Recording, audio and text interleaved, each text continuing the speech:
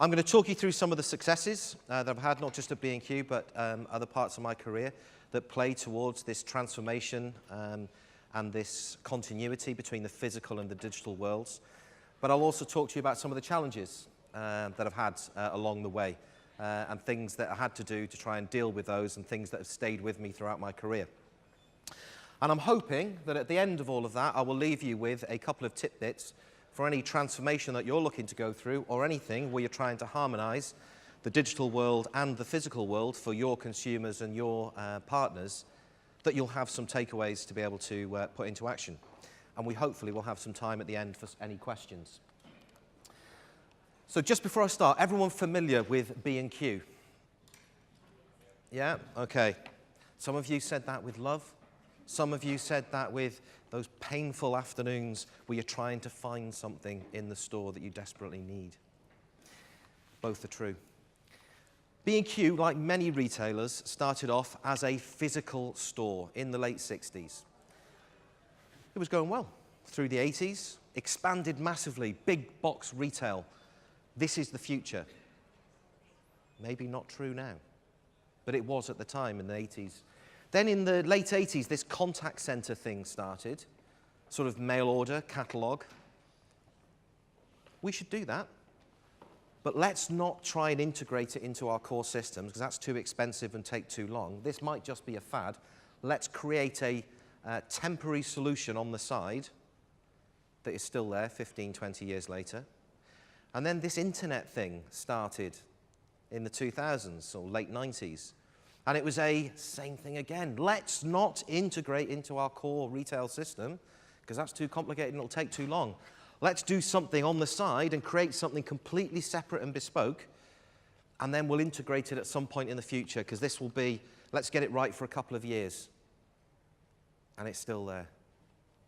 And I'm sure many of you will be sharing the same thing where you've got completely isolated platforms, channels, and even within the retail side, the physical retail, that hasn't got a system. That has got multiple legacy systems that are all knitted together like a patchwork quilt or a block of Jenga that you would play in the garden, or most often like a bowl of spaghetti that's been cooked, left in the bowl, in water for about an hour, and then taken out, and it's just a solid bowl of gloop, but you know that there's about 300 pieces of spaghetti in there somewhere, but you can't really delineate them. I've just described our whole IT infrastructure there in about 60 seconds. But the reality is these separate businesses that we operate and separate systems that we operate, customers just don't see it that way. They don't even see the channels. They just see brands. Yeah, I'll do some research online, and then I'll go into the store, and I might ring up the contact center, but yeah, you're B&Q. So when I talk about what does Omni-Channel mean for us at B&Q, it means connecting those journeys for our customers between every single brand touch point. Because our customers don't see channels, our customers just see interactions with the brand. What it doesn't mean is that every channel has to have exactly the same experience. That's not what Omni-Channel is. What it means is that retail has some strengths that it will play to that you cannot really replicate in a digital world. But you will make sure that the interaction between those experiences, digital and physical, are absolutely seamless and consistent to make sure that the customer journey is seamless, consistent, frictionless, and it's not making the customer think. It just works. Very important to us is over 80% of our customers will do research online before they physically visit a store. Now, for many of you, I'm sure when you're thinking about doing anything in your home to do with home improvement or decorating or whatever it may be, like me, before I joined B&Q, my wife would argue, still true today, I haven't got a bloody clue what to do, what I need, how to do it, even what products I need to buy. I know what I want to do, but I haven't got a clue how to get there. So I'll spend a lot of time online so I don't look silly when I go into B&Q and kind of go, I haven't got a clue what I need, can you tell me? So I go in with a pretty good idea of, I want these things. And then I go into the store because I want to touch it, I want to feel it. I might want to ask for a little bit of advice just to reassure me. And that's where the majority of our customers are. So in a digital world, it's really important that we've got that research, consideration, that confidence that we're giving to the customer before they make that physical journey into the store. And clearly, there's the whole research and everything online, but then purchase it online should it make sense for the customer. When we were looking at what is the business we want to be 3-4 years ago, we built it around 3 pillars. So all about the customer and the colleague, and commercially, what is it we want to achieve as a business. Now, I hear a lot from all businesses, and it's true of our business as well, we're about customer first. We love the customer. We're all about the customer. I'm passionate about the customer. Customer, customer, customer. Absolutely true. But personally, I think bollocks to build a strategy just around your customer, particularly if you are a large business that has multiple channels, and for us, 27,000 colleagues in our business. So my view, and again, feel free to disagree, is to build the business around people. And the component of people is your customers and your colleagues, because so many of your brand interactions are your colleagues with your customers. And in a couple of the presentations that I've heard today, talking a lot about the customer experience and the colleague experience and the continuity between the two. So there's a bit of, you're eating your own dog food as a colleague. You know, why should I give the customer something worse than I've got as a colleague or better than I've got as the colleague? It should be the same. When we were talking to our customers, and we did interview over 2,000 customers, broadly, they put it into these 4 things as what they want from B&Q. They want it to be easy. They want it to be fast. They want consistency of information about products, purchases, customer history, whatever it may be. And they want it to be convenient. I want it on my terms. I want to do what I want to do, when I want to do it, how I want to do it. When I talk to our colleagues and what they want, the funny thing was, the button didn't work. But it did now. They want the same thing. They want it to be easy. They want it fast. They want to be more effective at their job. But crucially, they want to be consistent, but the crucial difference is the effectiveness. How can you help me be more effective at my job? Or, as one of our colleagues in the Trafford Park store, when we were interviewing over 1,000 colleagues in this, his phrase that really stuck with me was, "Don't make me look a dick." Now, that as a strategic strapline for a multi-million-pound program didn't quite work. But the principle behind it was, if I'm talking face-to-face with a customer that's right in front of me, and I'm having to interrogate a system about a product or an order or some customer information, if I don't have that guarantee that that information is absolutely right, absolutely consistent with what the customer has already seen, then you're going to make me look a dick. And that customer has totally lost confidence in me, and I've actually lost a lot of confidence in the information that's supplied to me to do my job. So that really stuck with me, although it strategically didn't make its way into the board presentation. And from a commercial perspective, there'll be no surprises. How can we deliver a better customer experience? Make us more efficient? How can we reduce cost out of the operation of our business to make us more efficient? And the combination of those two things deliver an enhanced sales and profit performance. And really, all of that, and a lot of detail behind it, led us to this big jigsaw, which is effectively our omni-channel journey and the transformation that we want to undertake. It's a huge piece of work, lots of parts of the jigsaw that fit in, and all based around what's best for the customer, the colleague, and commercial, but we would never do something that's good for the customer that doesn't work for a colleague and doesn't work for commercial. So there's always win-wins that we're looking for across all of the programs that we're doing. I want to talk to you about 4 key things today. I'm going to talk to you about front-end alignment, catchy, but I couldn't think of a better title. I'm going to talk to you about back-end rebuild. I couldn't think of a great title for front-end alignment, so I wanted to keep that consistency in the back-end rebuild. And then I want to talk to you about one of the things that we're doing as an output from the front and back ends, which is click and collect. But a wrap around all of this is around culture. And if there's one really big thing that I've learned in my time at B&Q and before that Vodafone, and working with a number of different organizations, we focus so much on technology. So much. Everything is about the technology, the deliverables, the timescales, when will it land? And I don't think it's that important. What's more important is the business change, the hearts and minds change, the culture change that goes around that technology implementation, because you can do, I've experienced it, the best technology implementation you can do and it will still fall flat on its face if you haven't got the hearts and minds of the people that are going to be using it day in and day out, and all the business change that goes with it. So let me talk to you a little bit more about those. So the first one is front-end alignment. So we are going to build everything from our website, DIY.com. We relaunched the site about 2 years ago now.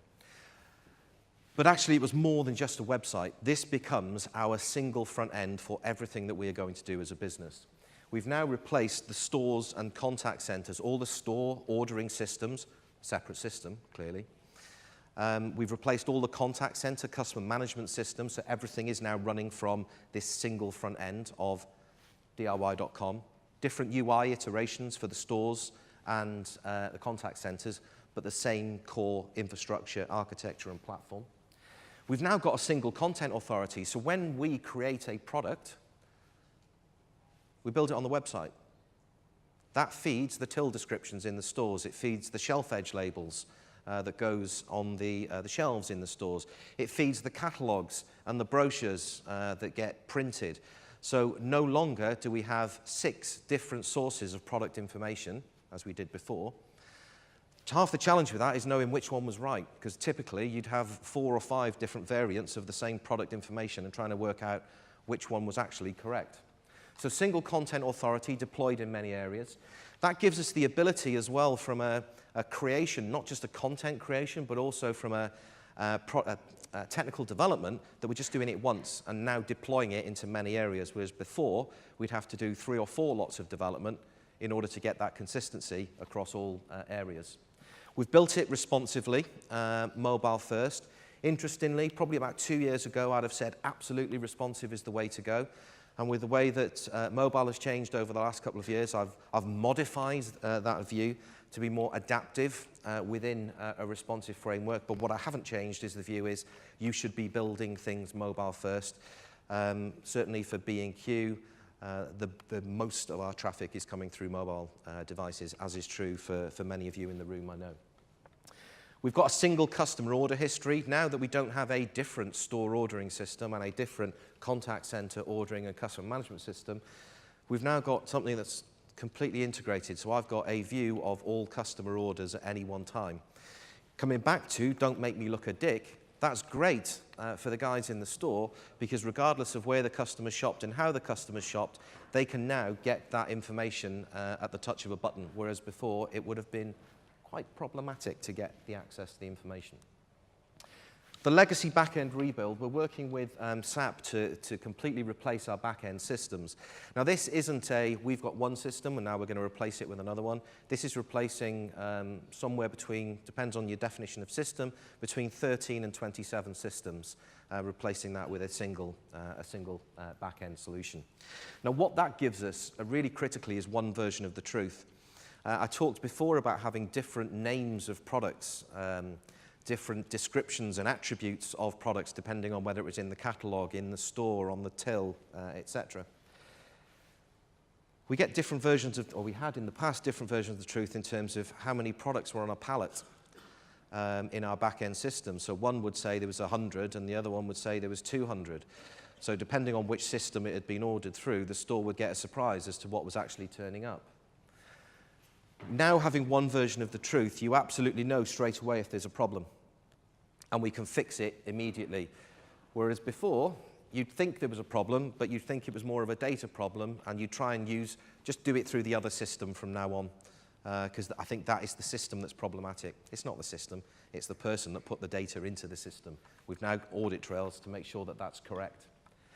We've got a single view of stock. This is really critical. Emma touched on something before around people like Amazon and the pure plays do a fantastic job at really appealing to that customer proposition of the breadth of range and the immediacy of fulfillment and delivery.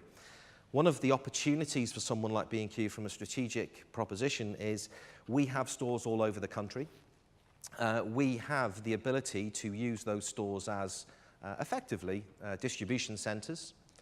And if we wanted to, we could have overnight 300 plus distribution centres in the UK, rather than thinking about we've got a couple of central distribution centres.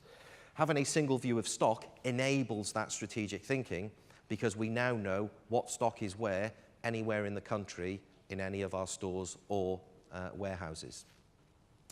We've also got a single customer view. Because all of the systems are now completely aligned and integrated, we now have a view of what our customers do across all of our different channels. Now, still within the challenge of that, this holy grail of single customer view, have we cracked it? No, we haven't, because we still need to have that identifier that connects that customer across all of those channels. We have that on the majority of our customers. We don't have it on all of our customers, which is where we want to get to. The other big thing is, rather than having, you'll have all have been there, those frustrating meetings where you go, our customers tell us they want this, and this will make a big commercial impact to our business, positive. And you go, brilliant, okay, what do we need to do? Well, I need to change this system, and then in parallel, we've got to change this one, downstream this one, then change our fulfillment system, warehouse management system, and that will deliver the change. Brilliant. How long will it take? About £2 million and about 18 months. Great. Okay. What else could we do instead? No, that's about it. We could create a bespoke, standalone solution that we would probably keep for about 3 to 6 months, but it might not work. We'll all have been there. The opportunity this gives us is we're not changing 13 different systems to try and create a change in a customer experience. We're changing one, and that gives us a lot more speed and flexibility in terms of what we want to do to react to customer changes over time. And particularly that helps us on the top right connect that customer proposition. We have, over the years, not been able to do the things that we want to do because of the complexity of our legacy systems. In what we are now embracing, this gives us the opportunity to not only do the things that we've always wanted to do, but really be innovative in our thinking about what could we do in the future, because we no longer have that computer says no backdrop to any change idea that you have. Looking at that, one of the big things our customers talk about, so we've got the front end changes coming through, so we've got single front end, single back end. One of the things our customers talk to us a lot about is click and collect. Now, probably for different reasons than other retailers, and when I tell you why, most of you will kind of go, no shit, Sherlock, but you might be able to personally relate to the experiences that you've had at B&Q. Our customers tell us that B&Q is not a shopping destination that I'm out for the day. And me and the wife, well, do you know what, let's pop into B&Q. It's on the way to the other things that we're doing. No, B&Q is a destination. I'm going to B&Q. I'm making that decision when I wake up in the morning. B&Q, I am going there. But I'm not going to go there on a hope. I want to go there with certainty, knowing that what I want will be there. Historically, we've not been able to give the customer that guarantee of what you want, the stock availability, that the range is actually available in your local store. So the customer makes a hope of a journey to B&Q. We need to give the customer the confidence, because the more we give the confidence, the more customers will make that journey to B&Q as that destination. Customers will, when they're doing a project in the house, they will have, we call it an anchor product that I am not even going to consider painting a room without the paint. I'm not bothered about brushes or rollers or dust mats or anything like that. If I can't get the paint, I won't be starting anything. So what they want is a click and collect guarantee on the paint. Give me a great experience on that. When I come into your store, I'll pick up the brushes, the rollers, the buckets, the dust mats, the whatever else I need to do that project. But I want a guarantee on the anchor, that without that, nothing can begin. So click and collect is really important to our customers. What we know is important is we have to make a promise to those customers. A promise in terms of what they will get, when they will get it, and the speed with which they will get it in. And know that we will honestly fulfill that promise. The second thing is we need to have our full product range available.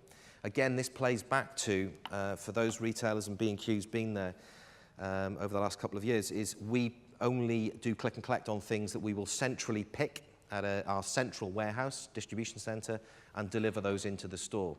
By now having a real-time view of stock, we can now start to pick those products from the local store. Now, operationally, that gives us a much greater efficiency because we're now not having to pay the logistical cost from the fulfillment, central distribution into the store. So it's a much more efficient operation, and it should mean that things are much faster for a customer. Fast collection, this is probably one of the things that we wrestled most with at B&Q. When I first talked about the importance of click and collect at B&Q, we had a great debate with the commercial team. Where should the click and collect desk be in the store?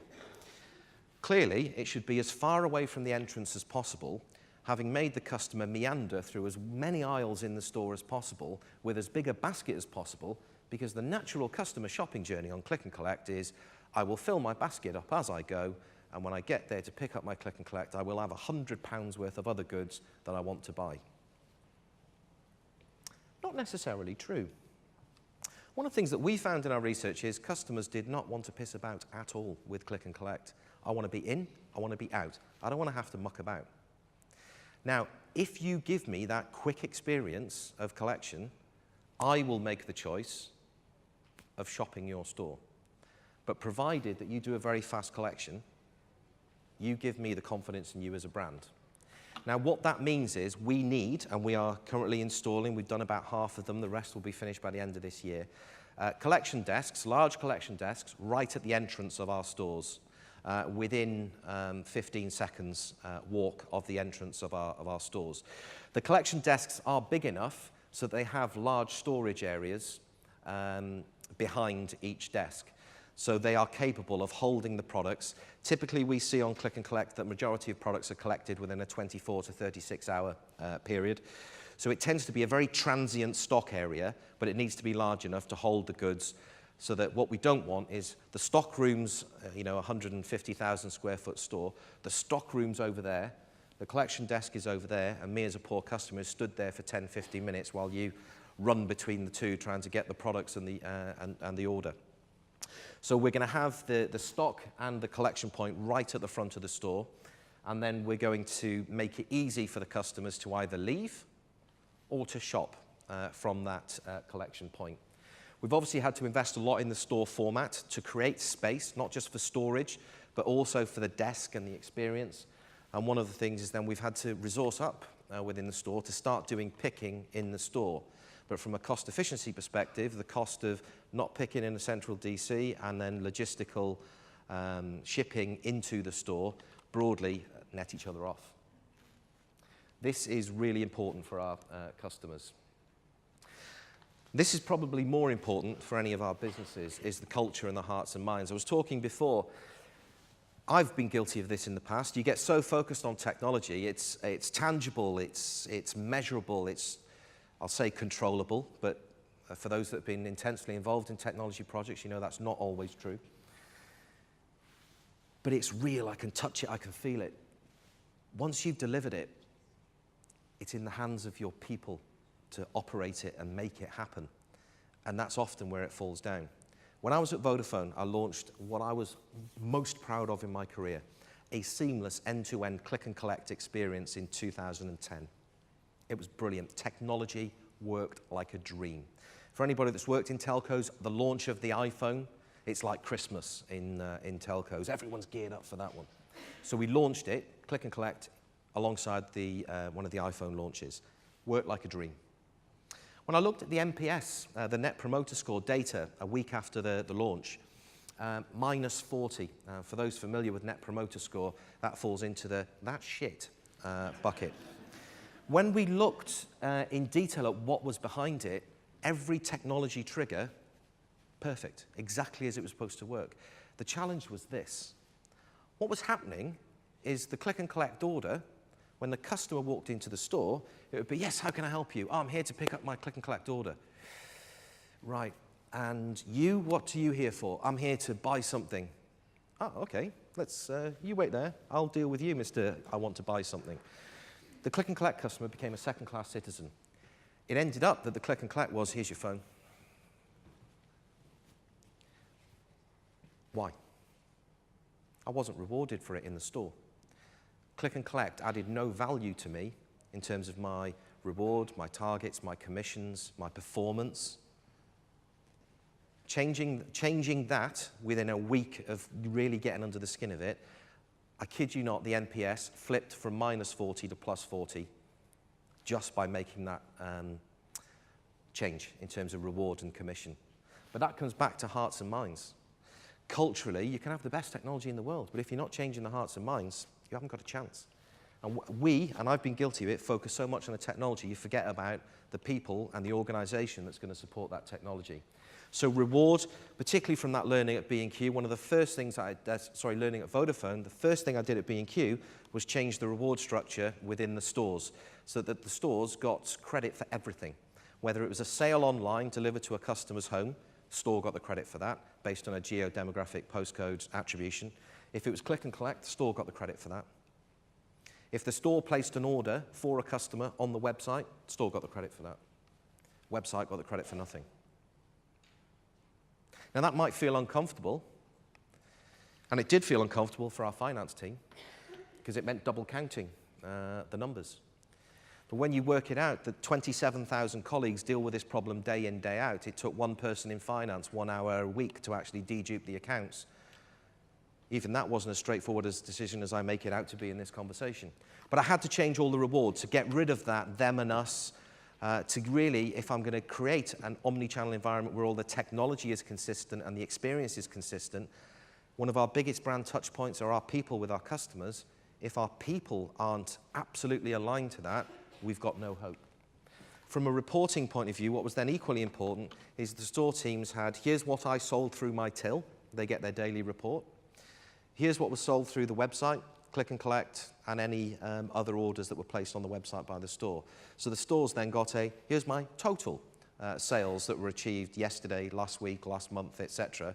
But it's broken down so they can actually see the value that other channels bring to them and the value of that joined up customer experience, particularly remembering when 80% of our customers start their journeys online, but prefer to finish them in the stores. Economics, fascinating one, fascinating one. We had a business that was targeted, and the commercial teams targeted around gross margin. Now, particularly in a digital world, your gross margin, you're including all your variable costs in your gross margin. But in a retail world, physical stores, your variable costs are very low. But your fixed costs are huge. In a digital world, your fixed costs are not so much. But if you're setting your performance benchmark at the gross margin, all of your digital business looks shit. But if you look at it at a net margin, it looks pretty good. But you've got to change that mechanic, that reporting, that mindset. Otherwise, you end up with the very different behaviors. So hearts and minds is probably one of the biggest things I've learned in the transformation. For us, it's all about bringing the technology to the stores and the stores to technology. I've talked about a lot of these already, but just to give you some examples, we've brought in new hardware devices into all of our stores. All of our stores have now got tablets to be able to use with customers, as well as fixed PC, should the customer want to sit down and have a more in-depth conversation. And also new handheld devices, phones, some people would call them, but you can't use them to make calls. They're data devices, but ultimately it's a smartphone to be able to use for all of your daily tasks in the store, whether it's booking in stock, returning stock, etc. Wi-Fi in all the stores. Interesting one over here. I heard in one of the presentations earlier on, we encourage our colleagues, and I encourage our colleagues, to use their phones with our customers because actually using the website makes it easier with our customers in store. It's got all the same information that you've got access to, so why wouldn't you? Well, why wouldn't you? Because if you use your phone on the shop floor, that is a disciplinary offence and you could end up getting sacked. So me, on my high horse, going in and going, hey, why don't you do this and help the customer like this? Because I'll get sacked. Brilliant. So we had to go through a whole piece of work with HR to change all the policies and processes related to use of the phone on the shop floor and bring a bit of trust back into the business, which was, do you know what?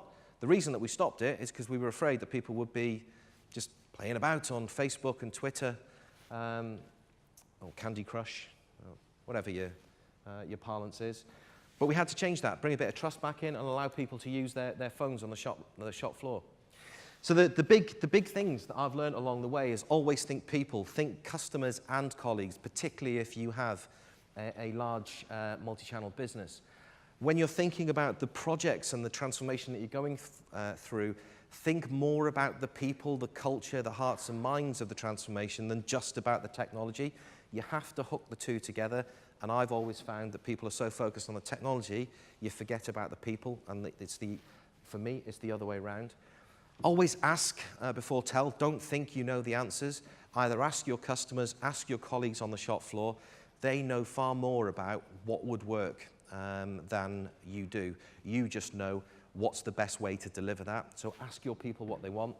And I've put this one because I've spent a couple of years with this phrase that I hate, which is minimum viable product. It makes my blood boil, and I would like to punch anybody that describes their minimum viable product they're going to put to me.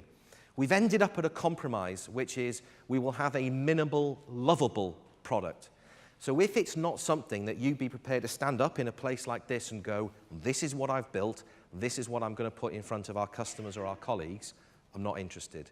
Minimum viable is not good enough. Minimum lovable is okay, because the lovable, it can grow. You still love it, but it will grow and become better until it's great. And I just want to leave you with that quote. It's one I've used before, but I've used this a lot internally. Actually, it's a lot more about mindset and people change than it is about the technology. But only when you harness the two do you get true success. Thank you.